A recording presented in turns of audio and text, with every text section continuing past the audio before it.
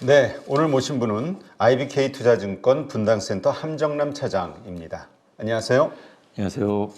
자, 오늘 증시 코스닥은 1% 올랐는데 코스피는 0.4% 마이너스로 끝났어요. 일단 오늘 시장 어떻게 이해를 해야 될까요? 코스닥을 오늘 외국인이 한 2천억 가까이 매수를 해주긴 했네요. 네. 자, 일단은 지수 이야기할 때는 전자를 빼놓고 얘기할 수는 없을 것 같습니다. 큰 틀부터 잡아보면 사실 오늘 아침부터 저는 에코프로를 좀 의심하면서 보긴 했거든요. 그거는 잠시 후에 말씀드리겠고, 일단은 시장이 전자가 외국인의 강력한 당일 하루 기준으로 1조 매수해서 급등한 이후에 여기가 끝이냐 뭐 갑론을박이 많습니다. 그런데 일단은 급하게 달려온 만큼 또 8만 원의 매물벽이 매우 견고한 만큼 거기에서 좀 쉬어가는 적당한 뭐 쉼표 정도의 쉼은 오히려 이것이 정상적인 것이다라고 받아들여질 수 있을 만큼 뭐 지금 당장 뭐 삼성전자 오늘 뭐 700원 빠졌다고 겁봐 끝났잖아 이런 식으로 해석할 필요는 절대 없으리라 생각이 들고요. 오늘도 외국인은 삼성전자를 매수를 했죠. 그동안 최근 매수가 워낙 강했기 때문에 뭐 1조씩 9천억씩 매수해서 오늘의 매수에 800억은 뭐 큰 의미를 부여하기는 없어 보이지만 그 와중에도 연속적으로 매수를 이어가고 있다는 데는 충분히 의미를 부여할 수 있을 것 같습니다. 그래서 시장은 아직도 ING의 상황으로 봐야 되고 가려는 말이 한 템포 쉬어간다라는 의미를 부여할 수 있는 것이 코스피 시장이지 않았나라는 생각이 듭니다. 전날 미국장에서 뭐 나스닥은 여전히 강했지만 우리 증시는 나스닥의 개별 종목 성향은 나스닥을 쫓아가려고 하고 시장 전반적인 분위기는 약간 러셀의 눈치도 볼 수밖에 없거든요. 그런 환경 속에서 뭐 이 정도면 적당한 포지션을 차지하지 않았나라는 생각이 듭니다. 코스닥으로 넘어가 보면 전자가 움직이는 걸 봤단 말이에요. 전자가 움직이면서 지수가 가려는 걸 봤었을 때 코스닥에서도 시총상위주들이 번갈아 가면서 다 뛰어놀 때 에코프로랑 BM은 못 갔거든요. 네. 코스피에서도 밸류 프로그램이라고 하면서 이것을 핑계로 시총상위 종목들이 다 순환매에서 한 달씩 차지할 때 삼성전자만 못 갔었던 걸 봐왔다면 이제는 여기서 에코프로랑 BM도 한번 움직여줄 수 있지 않을까? 그리고 시장이 좋을 때 코스닥의 탄력이 더 좋아질 수 있고 거기에 관련돼서 바이오 섹터들도 여기저기서 올라오고 있으니 라는 종목들을 이렇게 본다라고 한다면 오늘 에코프로 BM의 상승은 뭐 충분히 정당성이 있다라고 보여지고 삼성전자가 적절한 타이밍에 아주 의미 있게 쉬어가고 있다. 이제는 에코프로도 출발한다는 의미를 통합해서 해석해 본다면 이 시장은 지금 가려고 한다는 뜻입니다. 많은 분들이 끝나지 않았냐라는 생각에 초점을 두시는데 그렇죠. 일부 종목은 끝났다라고 볼 수도 있겠지만 시장을 끝났다라고 해서 안 된다라고 해석하시다 보면 올해 1월부터도 계속 그러니까 예를 들면 풋 사지 말라고 제가 얘기를 하거든요. 풋을 사버리면 시장을 네거티브로 한번 방향을 잡아버리면 돌릴 수가 없습니다. 시장을. 종목이 미스가 나면 내가 미스가 났네. 그럼 여기서는 다시 냉정한 판단해서 포트를 새로 짜면 되는데 한번 풋에 강한 신념이 들어버리면 예를 들면 삼성전자를 7만 원일 때 비싸다고 느끼신 분들은 8만 원일 때 매수로 바꿀 수가 없게 돼버리거든요. 그래서 지금은 시장을 뭐 조심스럽게 보면서 매수의 기회를 기다리겠다. 뭐 그런 전략으로서의 종목에 대해서 조금 조정을 줄 때 매수해야지. 그런데 놓치는 이런 거는 모르겠어요. 이거는 종목별로 순환매가 오기 때문에 다음번에 매수 찬스를 노리겠다. 이런 전략이 가능한데 시장의 전반적으로 포지션을 잡기에는 아직은 조금 당황스러울 수도 있는 시장이 펼쳐질지도 모르겠다는 생각이 드네요. 알겠습니다. 자, 일단 오늘 뭐 말씀하신 대로 삼성전자 가장 큰 요즘 관심사가 삼성전자의 주가 향방인데 진짜 뭐 8만 원 깨고 9만 원까지 가는 거 아니냐 기대를 하고 있는 분들이 워낙 많아서 어쨌든 약간 조정을 받긴 했습니다만 외국인은 오늘도 100만 주 이상 매수했다는 거. 그렇습니다. 자, 아까 특징 종목 그다음에 섹터 어디를 보셨는지 질문을 드리려고 하는데 먼저 에코프로에 대해서 아까 조금 전에 말씀하셔서 그거 먼저 한번 좀 들어보고 그 외 종목으로 넘어가죠. 에코프로 PM. 사실은 이 바닥에서 긴지 에코프로가 지금 2월, 3월 말 한 2달 가까이 됐죠. 바닥을 찍고 턴한 다음에 그대로 그냥 에코프로 기준으로 뭐 차트를 보여주셔도 될 것 같습니다. 제 화면을 통해서 그냥 일직선으로 선 긋은 것처럼 기어버렸거든요. 지금 사실은 에코프로와 관련된 코스닥 지수와 관련돼서 2차 전지 인버스 ETF가 생기면서 매도와도 싸우고 있는 종목이지 않습니까? 대표적으로 이것 외에 상방으로 먹고 싶은 것은 리튬이라든가 전고체 쪽으로 이미 많이 넘어가서 그쪽은 반등다운 반등들이 나왔단 말이죠. 그런데 이제 마지막 숙제처럼 이것을 풀어내지 못한 것이 에코프로 BM. LNF는 오늘 놀라운 수치가 나왔음에도 불구하고 음봉을 맞아버렸고 포스코홀딩스도 너무나 무거운 천근만근의 짐을 지고 있는 그런 주가 흐름을 보여주고 있는데 제가 여기 언저리 어디였던 걸로 기억합니다. 확정적으로 이제 1차 분할 매수를 들어갈 수 있는 엄밀하게 따지면 분할 매수가 아니라 저 고가에 있는 80만 원 이상에 있는 분들께서는 반드시 물 탈 수 있는 1차 시그널이 떴다라고 이 상황에서 한번 말씀드렸었고 저는 오늘 2차 시그널이 발생되지 않았나라는 생각이 듭니다. 조금 더 세밀하게 말씀드리면 지난주 뭐 목금 이렇게 말씀드릴 수 있겠는데 뭐 그거는 뭐 지난 날이다 친다 하더라도 오늘도 일단은 더는 빠지지 않겠다. 이 2달 기간 동안 주가는 안 빠졌잖아요. 하지만 악재는 다 나왔거든요.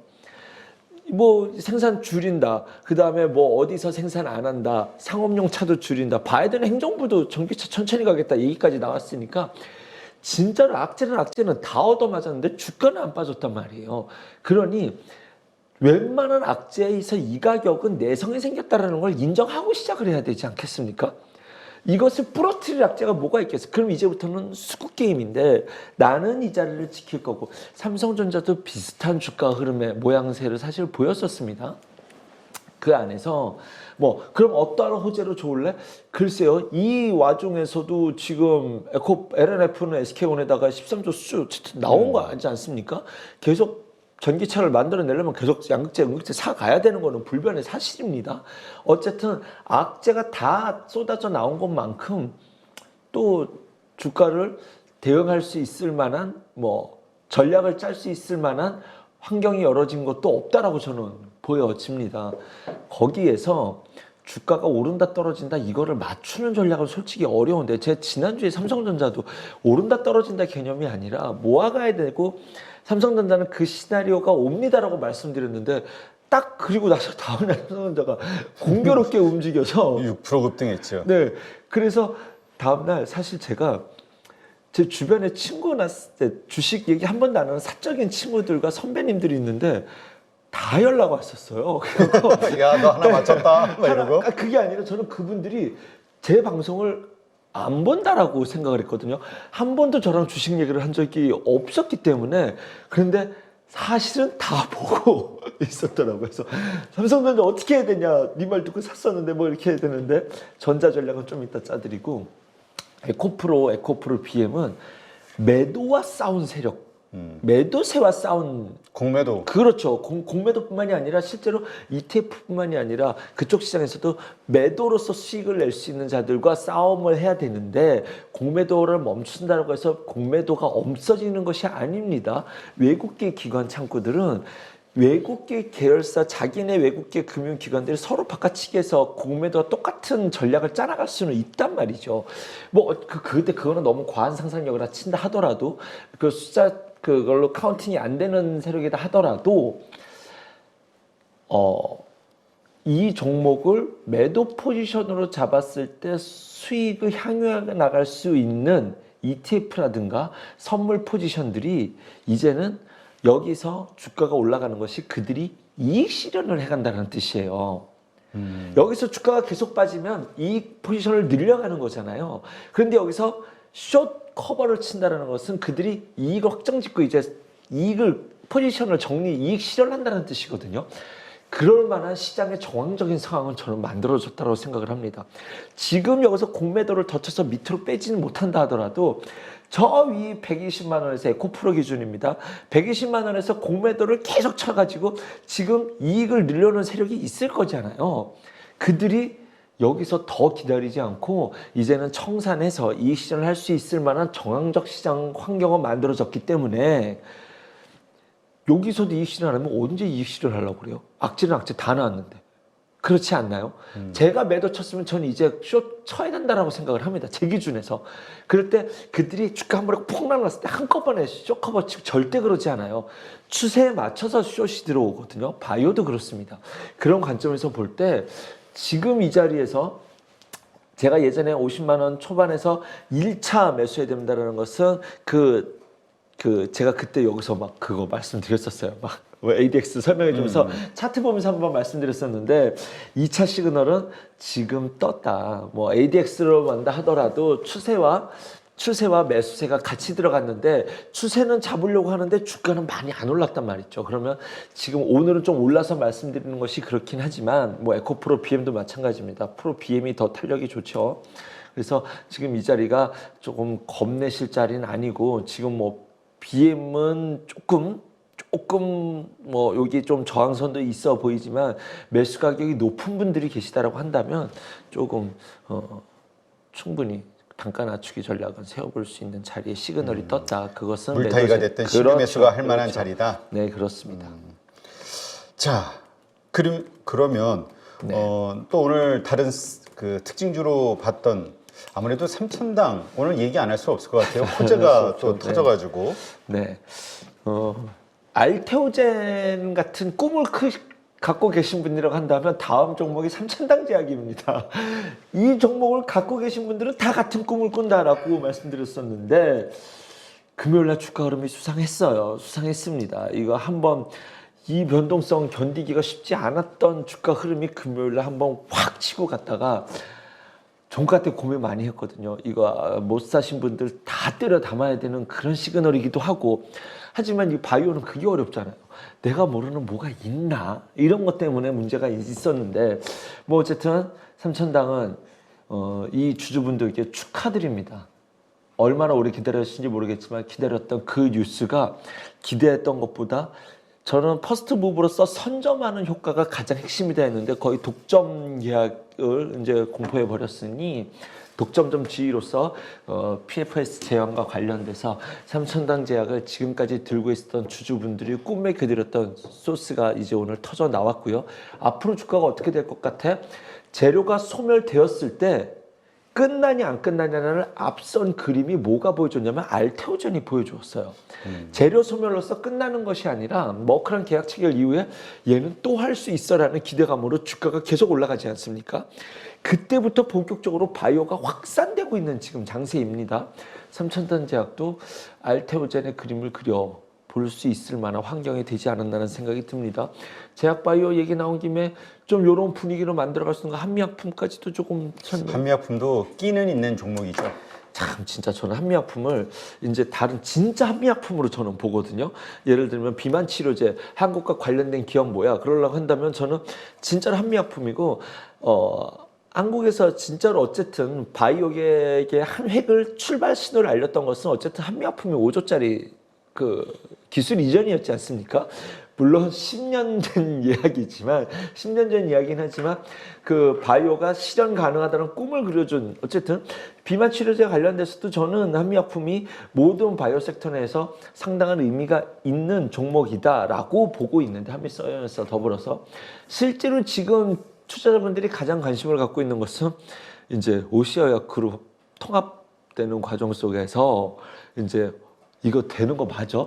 될 때 어떤 그림으로 돼? 누가 어떤 편 서줄 거야? 이제 이런 것이었는데 이제 그 캐스팅포트라고 생각했었던 이제 뭐 2대 주주라고 해야 되나요? 그 신동국 회장이 중립의견에서 지난 주말에 이제 한미약품 사장단을 지지한다라는 이야기가 들면서 그러면 이제 한미약품 사장단 측이 지분이 조금 약했었는데 거기가 힘을 실게 되면 OCI 측과 통합하려고 하는 그 모녀 측과 했었을 때 이제 결국 마지막은 이거 말 조심해야 돼가지고 어쨌든 마지막은 국민연금이 어떤 쪽 편을 드느냐에 따라서 이제 승패가 갈리게 될 텐데 거기서 애매한 포지션이 된다라고 한다면 개인 주주를 설득해야 되는 모양이 나오게 될 때 주주분들이 가장 환호할 수 있는 그 경영권 분쟁과 관련된 장래 매수 이거는 소설입니다. 장래 매수 일이 일어난다는 게 아니죠. 그렇죠. 왜냐하면 이렇게 보니까 돌아가는 분위기 보니까 이 경영진들이 돈이 없어요. 맞아요. 지금도 이미 다 뭐 없어요. 돈을 빌려가지고 뭘 해놓고 이런 상황이라 돈이 그러니까 없어. 이제 주주 입장에서 제일 좋은 건 이제 OCI 측이 이제 백기사로. 백기사로 해서 뭐 이제 좀 이런 그림을 그려주는 모습이 이제 그 뉴스에 오늘 반응한 양봉이다라고 보시면 될 것 같습니다. 그래서 그 시나리오로 한미약품, 한미약사이언스가 좋습니다라고 하는 것은 이 업의 한 자리인 사람으로서 그것을 전망한다는 것은 불가능하기 때문에 오늘의 양봉은 그런 의미를 갖고 있다. 하지만 저는 뭐 OC와의 협력을 한다 그것이 한미약품에게 나쁘냐? 저는 그렇게 생각하지 않아요. 그러니까 레고캠도 오리온이 투자한다고 했었을 때 주가가 별로 못 갔거든요. 왜 못 갔었냐면은 그 생각보다 프리미엄을 많이 안 주고 팔렸기 때문에 프리미엄 이것밖에 못 받아. 저는 그렇게 이렇게 되면 이게 바닥이다. 왜냐면 바이오 기업이 최고의 악재가 자금 조달이 어떻게 순탄하게 되는 오리온한테는 좀 부담스러운 건 이슈는 맞죠. 키워야 될 자신만을 입약한 거니까. 지금 레고캠과 오리온 얘기하는 거예요, 지금은. 그런데 나서 레고캠은 쭉 올라갔단 말이죠. OCI랑 통합이 된다 하더라도 저는 한미약품에는 특별한 악재는 아니다라고 생각이 들고 있고요. 이제 경영권 분쟁은 될지 안 된다 그건 모르겠습니다. 하지만 이것이 한미약품에게 뭐 수급적으로 악재가 될 상황은 아니고 지금 바이오 섹터가 전반적으로 분위기가 좋아지고 있을 때 뭐 지금 이런 종목들이 좀 무겁게 흘러가고 있기는 하지만 지금은 좀 개별 종목들 이렇게 탄력받은 종목 장세이긴 한데 자기 자리를 한 종목 굳건히 지키면서 이런 종목들이 또 추세를 잡으면 또 괜찮거든요. 좀 그렇기 때문에 좀 관심을 갖고 지켜볼 수 있을 만한 자리이지 않나 그런 뉴스도 좀 등장하지 않았나는 생각이 듭니다. 네. 자 그리고 또 어디가 있죠? 뭐 일단은 삼성전자 AS는 잠깐 해드리고 싶어요. 뭐 오늘 한미반도체도 올랐기 때문에 장중에 8%까지 올랐었거든요. 그래서 전통 반도체 삼성전자가 가면서 전통 반도체가 올라가니까 이제 그동안에 있었던 HBM과 관련된 종목들은 이제 다 끝난 거 아니냐 이런 이야기가 있었는데 끝난 거 아니에요. 끝났다라는 말을 자꾸 쓰실 필요가 없는 장입니다. 오늘 그런 의미로서 한미반도체가 나 아직 안 끝났어라는 캔들을 하나 등장하지 않았나라는 생각이 들고요. 그것을 쫓아갈 때 저는 바로 쫓아서 찍어본 것이 이제 HPSP인데 HPSP도 좀 무겁습니다. 주가 흐름은. 그렇지만 자기의 캔들은 지켜내는 모양이 등장을 했다라는 거. 그러면 결국 이 시장은 이렇게 전통 반도체 삼성향과 그 다음에 HBM3와 하이닉스 향이 이렇게 시속 게임을 하겠구나라는 흐름으로 보시면 될 것 같고요. 그것과 관련돼서 삼성전자 어떻게 해야 돼? 차장 나 단가가 7만 원이야. 어떻게 해야 돼?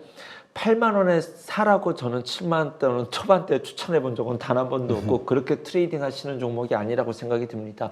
시장 분위기 때문에 조정을 줄 수도 있고 또 8만 원이 벽에 두꺼워서 갈 때마다 얻어맞고 할 수도 있죠. 그렇다고 한다면 삼성전자는 계속적으로 모아 가셔야 된다는 것을 다시 한번 강조드리고 싶습니다.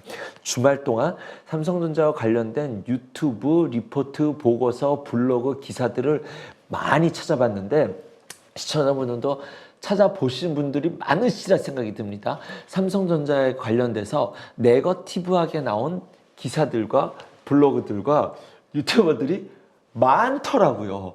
왜냐하면 그만큼 의견이 충돌한다는 것은 삼성전자가 8만 원의 매물벽이 아주 견고하기 때문에 여기에 대해서 지금 못 갈 거야 라는 의견이 충돌하는 자리이기도 합니다. 매물벽이 만난다는 것은 의견이 충돌하는 자리이기도 합니다. 하지만 삼성전자는 늘 어땠었냐면 그런 의미 있는 가격선을 돌파해낼 때 개인들의 물량을 받아내는 외국인의 매수세가 한번 들어오거든요.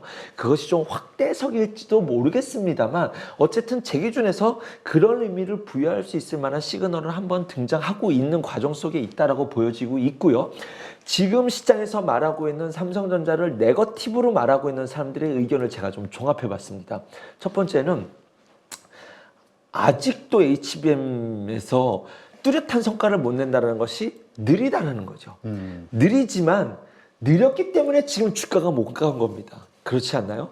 그렇기 때문에 지금 그래서 무언가는 하려고 하잖아라는 것이 이제 겨우 고기 한번 들 수 있을 만한 의미를 부여할 수 있는, 왜냐하면 주가는 그만큼 철저하게 못 갔기 때문이죠.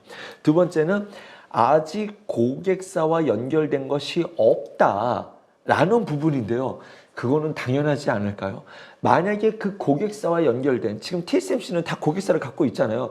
그래서 지금 엔비디아, TSMC, SK하이닉스와 관련된 고객사를 제가 다른 밸류체인들을 만들어내는 것이 시장의 숙제이지 않습니까? 구글도 마찬가지고 AMD도 마찬가지고 그것을 만들어내는 과정 속에 있는데 삼성전자한테 그 핑계로 너는 안 될 거야 라고 말하는 것은 너무 가혹한 잣대를 댄다는 거죠. 저는 반대로 이렇게 생각합니다.